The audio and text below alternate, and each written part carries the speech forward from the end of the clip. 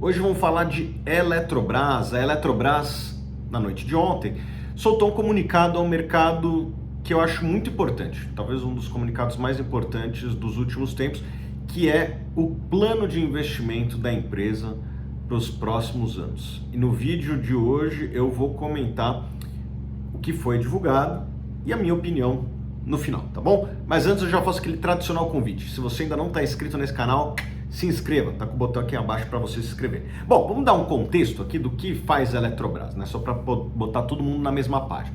A Eletrobras é a empresa líder do segmento de geração e transmissão de energia. A Eletrobras produz hoje mais ou menos 30% da energia do Brasil, né? As principais plantas dela estão em quase todas as regiões do Brasil, no norte, nordeste, sul, sudeste. Ela tem planta praticamente no Brasil todo, né? Isso aí dá até uma certa diversificação para a empresa, né? Quando a seca no sul, ela não é tão afetada quanto outras empresas que têm uma exposição maior a essa região. Então, ela é a empresa líder em transmissão e geração. E em transmissão, ela tem mais ou menos 40% da transmissão do Brasil. E no ano passado, teve a desestatização da Eletrobras, que eu acho muito importante, vai ajudar a melhorar bastante a governança da empresa, e foi uma desestatização muito bem construída, em que o maior beneficiado vai ser o governo, né? O governo, ele não vendeu participação, ele não fez venda de ações, o que teve foi uma emissão primária. Vários de vocês devem ter entrado com o FGTS, e teve uma limitação do poder de voto do governo em até 10%. Na verdade, todo acionista, nenhum acionista pode votar mais do que 10%. Se eu chegar lá com 15% das ações, o máximo que você vai poder fazer, ou eu vou poder fazer, é votar com 10%, né? Então, com isso, o governo que tem uma participação relevante vai ter um voto de 10%. Já teve um conselho eleito, um conselho, na minha opinião, muito bom, e com isso eu acho que a Eletrobras está blindada dos pecados que foram cometidos no passado. Bom, o que foi dito nesse comunicado ao mercado dos investimentos da Eletrobras? Já vamos direto para o número aqui, ó. Ela anunciou que deve investir de 70 a 80 bilhões de reais nos próximos anos. Quando eu li, eu até tomei um susto, porque é um investimento relevante, praticamente o valor de mercado da empresa. Mas depois que eu fui lendo, eu pude ver que provavelmente o investimento vai ser daí para baixo, porque tem alguns investimentos que já estão comprometidos, já estão contratados, e outros que podem vir a ocorrer, né? Então vamos falar do que já está contratado. São 17,1 bilhões de reais, dos 70 a 80 bilhões, né? Ou seja, uma parte ali que representa algo como 20% do total que foi anunciado, que já está contratado. Desses 17 bilhões, 17,1 bilhões, 2,4 são em ativos de geração, que já estão com a receita contratada, 6,7 são em ativos de transmissão, que também já estão com a receita contratada, 0,6 bilhões são M&As que já foram assinados e que precisa ser pago, né, as transações de fusão e aquisição, 2,9 são investimentos de infraestrutura e ambiental, e 4,5 em manutenção de geração e transmissão. Eu acredito que com esses investimentos a infraestrutura da Eletrobras vai ser muito mais robusta do que ela é hoje. Eu conversei com algumas pessoas que trabalham lá, e essas pessoas, várias delas me falaram que a infraestrutura da Eletrobras não é, vamos dizer assim, a que existe de mais moderna, né? E que existe muito espaço para fazer investimentos de modernização de toda a infraestrutura da Eletrobras, e por conta disso tem investimentos bilionários de modernização, manutenção da infraestrutura. Provavelmente com esses investimentos a empresa vai estar, vamos dizer assim, com os melhores equipamentos possíveis depois de todos esses investimentos. E aí vem a segunda parte, que são, vamos dizer assim, as possibilidades, né? Que daí, se provavelmente todas essas possibilidades forem executadas, provavelmente daí bate nos 70 a 80 bilhões, né? A empresa diz que tem, neste momento, 15 operações de fusão em aquisição em andamento. Eu acredito que nem todas vão ser executadas, tem operações de M&A que não vão para frente, provavelmente aí só uma parte dessas 15 vão ser executadas, né? Mas é até bom a empresa ter falado isso, porque eu acho que ao longo dos próximos anos vai ter muito mais M&A do que teve nos últimos anos, né? Nos últimos anos a Eletrobras ela foi muito mais vendedora de ativos do que compradora de ativos. Vendeu as distribuições que ela tinha, né? As distribuidoras do Norte e Nordeste que ela possuía, teve que se desfazer por conta da desestatização da Eletronuclear, de Itaipu. Então foi uma empresa que mais vendeu do que comprou nos últimos anos. E agora, acho que nesse novo ciclo, tem tudo para ser o contrário, né? É uma empresa que agora, que é uma empresa com mais alinhamento entre a gestão e os acionistas, provavelmente vai ser uma empresa que vai ter um custo de capital menor, vai ter um endividamento menor do que foi no passado, e por conta disso tem tudo para ser uma empresa que vai comprar mais empresas. Não à toa tem 15 empresas aqui, ou melhor, operações em andamento de M&A.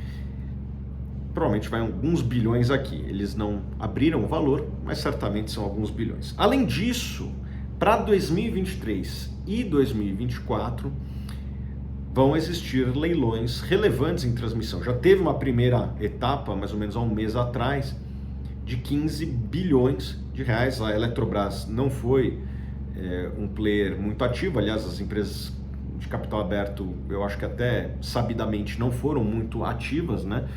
Foi um leilão bastante disputado, com deságios muito grandes. As empresas de capital aberto, entre elas a Eletrobras, não foram as grandes vencedoras desse primeiro leilão, que teve esse ano de 15 bilhões, mas ainda esse ano, no ano que vem, vai ter mais outros 35 bilhões. Aí eu acho que a Eletrobras tende a ser um player competitivo. É uma empresa com custo de capital menor, uma empresa com acesso ao mercado, uma empresa que tem muita sinergia, né? Ela tem 40% da transmissão do Brasil, então ela tem sinergias com novas linhas que são relevantes, sobretudo de manutenção, né? Então ela é um player, vamos dizer assim, que tudo leva a crer que será competitivo nesses novos leilões. Além disso, existe a possibilidade de investir cerca de 10 bilhões de reais em reforços de transmissão. Esses reforços geram receita, uma receita de segunda empresa aí de mais ou menos 1,2 bi. Então, o que eu acho legal desse plano de investimento, né? Quase todos os investimentos são investimentos que trazem receita adicional à companhia. Por fim, o comunicado termina com uma frase que eu vou dizer assim, é mais fácil falar do que fazer, mas que pelo menos me agradou, que é: todos os investimentos e transações feitos pela Eletrobras buscarão disciplina de capital e os melhores retornos ajustados, né? A pior coisa que uma empresa pode fazer é investir por investir, né? Ou, como outras estatais faziam no passado, investiam em projetos ruins, mas porque pagavam todo tipo de comissionamento para políticos corruptos. Não é isso que a gente quer e não é isso que a gente espera de uma empresa privada agora. Então, todos esses investimentos, tomara que respeitem essa lógica do capital, né? Quando alguém investe, você quer algum retorno, você quer um retorno alto em relação ao risco. Bom, vamos para a minha opinião, né?